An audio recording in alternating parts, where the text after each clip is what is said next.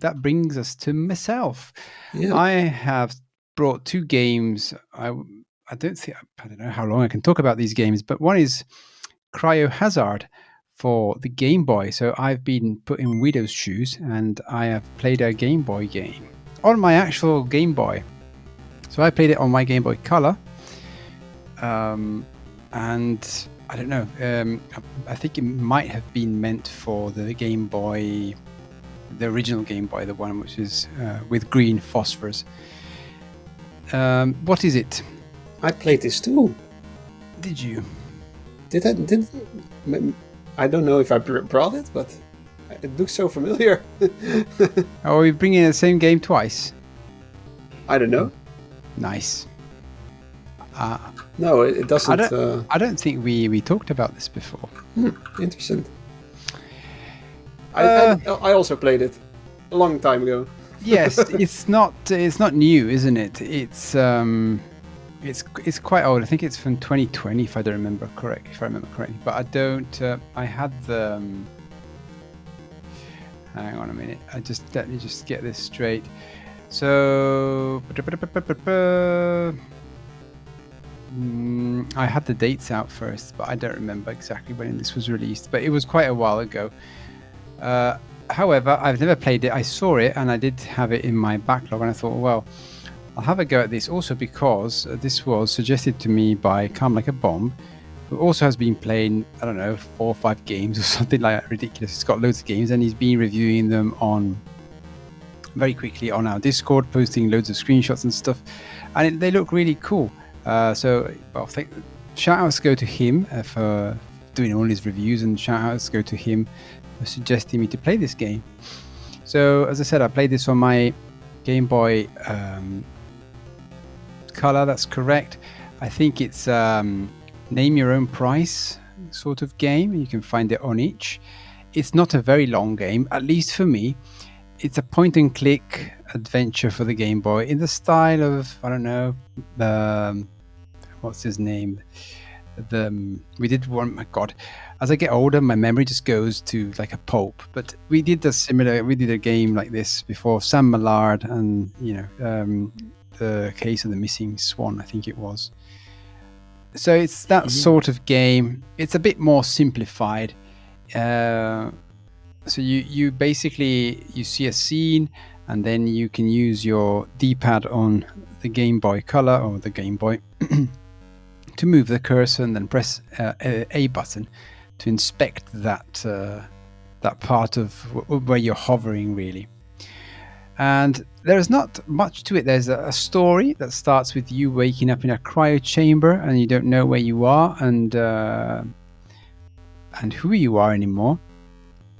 But you just wake up and you look around and you don't really know. You can't get a bearing of what's happening, so you have to explore. And you start by looking at some other cryo chambers as well, and then all of a sudden a monster pops out, and then you're like, okay, what? So this is sort of a fight. You have also fighting encounters basically in this sort of point and click adventure, and the fight is very simple. You start off with 30 life points. You are unaware of how many life points the monster has. At least I didn't get that information. And basically you take a turn each, and each one of the fighters will take a shot at each other. So initially he will hit you for so many life points, and then you will hit him for so many life points, and if you run out of life points, you're dead. But if you don't, then you can go on in the adventure. You also have an inventory that you can access by pressing start. I must admit, I have not used the inventory in this game at all. I literally never had use for it. I don't know why, but I did look at it, and then I thought, okay. I've got some stuff in case I need it, but I never actually needed it. Weren't there like health items or weapons or something, or keys, something like that? Yes, key but cards? it's all automatically That's true. done for you. So you find a key, and automatically. So if you explore, say, a locker, and then you open it, it says, "Oh, you find a key," and that automatically is put away for you. If you find a door for that key, for example, and you press on the door, it will automatically say, "Ah, you use the key." So I've never accessed the inventory. So the only thing that you could need it for possibly is to use health kits. So you can find health kits because maybe in a fight you risk your life, and then you want to restore those health points. So you can use one of them.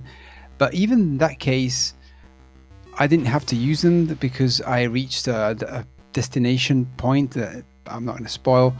But you press that and automatically restored your points. So even in that scenario, I never actually accessed the inventory to use anything at all. The game is presented quite well, so the screen, the little screen's design is quite nice.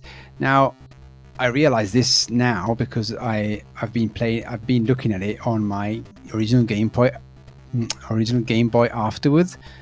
But I played it on the color and it looked a bit off. I really didn't understand if it was a a stylistic choice or was it just me. And I think I played the original version, let's say the original Game Boy version, on the color. So playing it on the green screen for will make you experience better and it will look better. I remember playing this on my most broken Game Boy ever. It's like a lot of missing lines and really like a grimy screen. And, so it makes even for a better horror experience. Yeah, right? Yeah. Even the Game Boy is part of the horror. Yeah. But anyways, the game is quite simple at its core. So you press stuff and you read the dialogue. It's always very interesting. It's well written. It's small. It's not very long, so it doesn't overstay its welcome.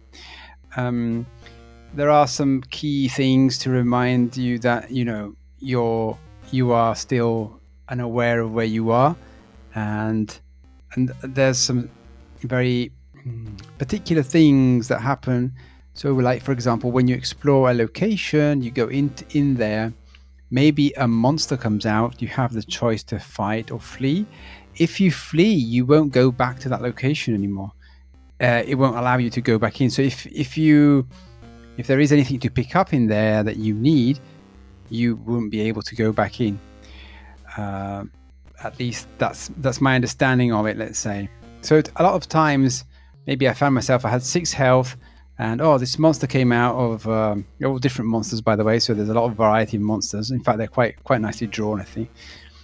But a monster pops out and you say, I'm going to flee. And then you flee and then it says, you close the door behind you and you can hear the monster scraping at the wall. And then you're not going to go in there again. So you kind of miss whatever is in there you didn't explore. I think in general, you need to fight the monster. Once it's dead, you can explore. That's generally what I've kind of come to understand of that. So, for example, I think I went into the elevator at a certain point and then to go upstairs and then something else happened and then I wouldn't go back in the elevator, so I couldn't move anymore. However, even with these sort of limitations, I found a key card. I actually went places and then I stumbled upon a strange room full of made of like tissue rather than walls and slime, and I had a monster pop out of the toilet. That was very interesting. And then I found myself in this strange room, and then this strange enemy talked to me. He wanted me to do some things for him, he wanted to control me, and I said no, and I fought him, and then all of a sudden I won, and I was like, okay, I've kind of finished the game, and I really didn't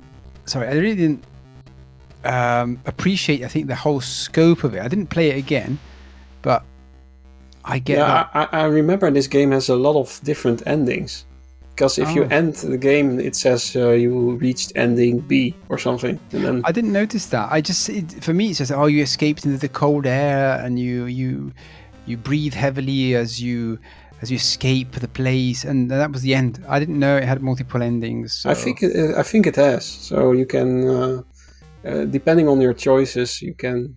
If I remember correctly, I had 1 or 2 different endings at least, and I think there's more. But it's like a choose your own adventure book. It says on itch.io, and I think that's it's maybe basically like it. Yeah. And a lot of trial and error, if I can remember. But right. I finished it on the first try, so I was like, okay. I wasn't expecting it, to be honest. I thought I was going to die. The first comment on itch.io is mine. It says, 1 wrong decision will end you and makes you start the game over. Better play it with save states if you can. Haven't finished it myself yet, but it's cool looking and nice atmosphere. So I'll keep brute forcing my way through it. So I guess I died quite a lot. I did not die once. I played it once, and I went through it once, and I finished it. So it must have been a stroke of luck. God gamer, you. God gamer. A very lucky gamer, I would say. But you're right. The atmosphere is really nice. I really like it. The music is also very eerie and creepy. I think after a while, I think it started to be a bit the same. I think, but other than that, the variety of the monsters keep it quite nice. Even if the fights are all the same, like it's just, he attacks you, you attack him, he attacks you, you attack him, and you never know how many HPs the enemies got. But seemingly, I've killed them all. So even those horrible ones that have 20 million teeth and 3 eyes, I beat them to death. I think the most difficult one was a sort of mutated rat that I found, which I didn't think was a great big deal, but then he caused me the most damage. I think I was down to 3 HP then. So yeah, it's I think it's a good game for for free basically if you want it. But if you want to contribute to you can give the developer £2. I think it's quite a nice little game.